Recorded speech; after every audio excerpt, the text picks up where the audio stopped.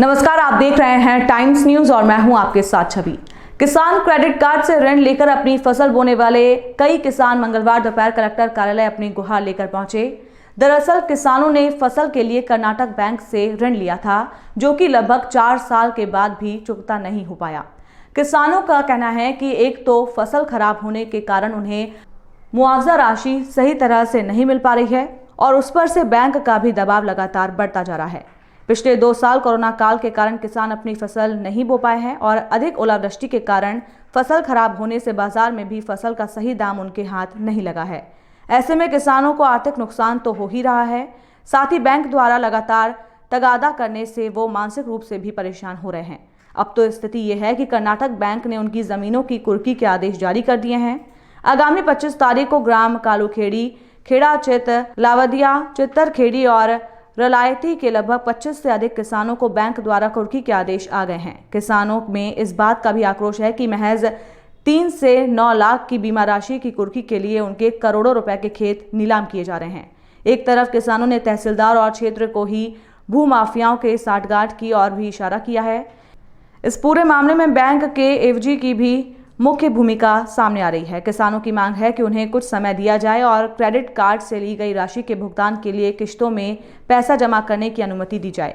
पूरे क्षेत्र में लगभग 400 किसान हैं जो ऋण न चुकाने की स्थिति में अपनी जमीन नीलाम होने की समस्या से जूझ रहे हैं। हालांकि इस पूरे मामले में अभी बैंक के अधिकारियों और प्रशासन के किसी भी अधिकारी की ओर से कोई प्रतिक्रिया सामने नहीं आ सकी है।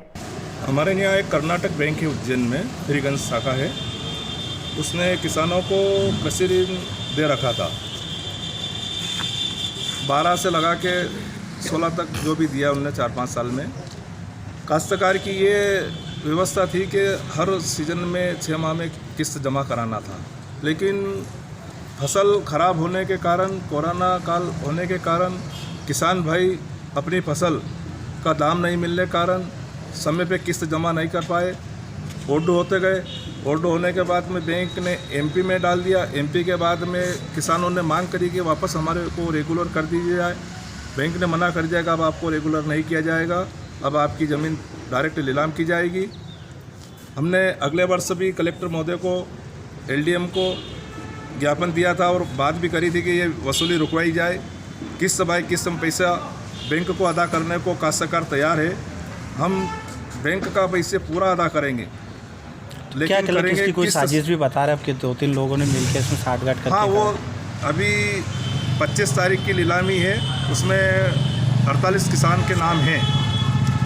48 किसान में से 48 की नीलाम करने की उनकी संभावना है। उसमें 4 लोग की साठगांठ है। सबसे पहले तो प्रमुखता से तो नाम है, एक वो राजेश जलानी करके है, रमानी, और दूसरा कौन है राजेश? ये उज्जैन का दलाल है, बैंक का मेन दलाल है। और वो कहता है कि सब मैं करा दूंगा, मेरे पास आ जाओ, बैंक में जाने की जरूरत नहीं, मेरे पास आया करो। एक तो वो व्यक्ति, एक सुल्तान नागौरी करके है भूमाफिया, वो उसने भी खरीदी है सलामता में ज़मीन 26 बीघा एक काश्तकार की 30 लाख रुपए मात्र।